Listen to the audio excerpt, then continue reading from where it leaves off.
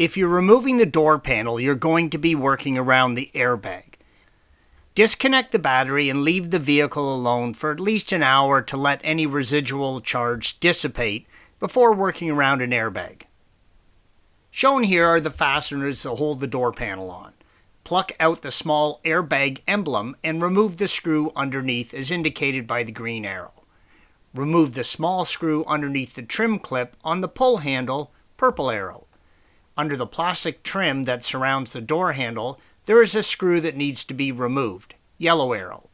Remove the screw inside the door pocket as indicated by the red arrow, and the one behind the inside of the door handle pull, orange arrow. The panel is attached to the door using plastic clips as indicated by the green arrow.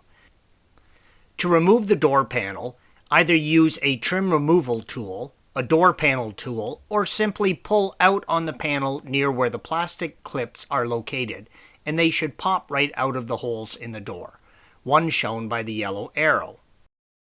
With the door panel loose, pull it out from the bottom and release the door jamb bulb from its holder, red arrow. Pull the panel off the door, then reach around the rear to disconnect the door handle cable, purple arrow. You may have to clip a zip tie in order to disconnect the cable. This image shows some of the plastic clips. There are 9 plastic clips that attach the panel to the door. You need to remove each of these clips from the hole in the door prior to removing the door panel. It will feel like you're breaking the door panel, but you need to apply a significant force to pull each of them off. Use a stiff spatula if you don't have a proper trim removal or door panel tool. With the door panel off, disconnect and remove the airbag. Be sure that you have disconnected the battery and wait at least 30 minutes prior to disconnecting it.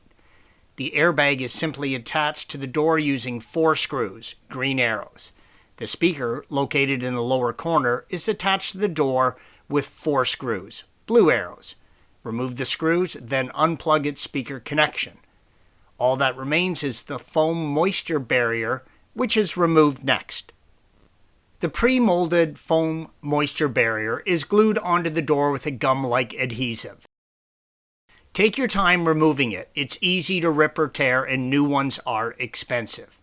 With it off, you will have access to all the door components underneath. The mirror switch simply pops out of the door panel plastic trim piece. If you need to replace this switch, pry it up out of the door and unplug it.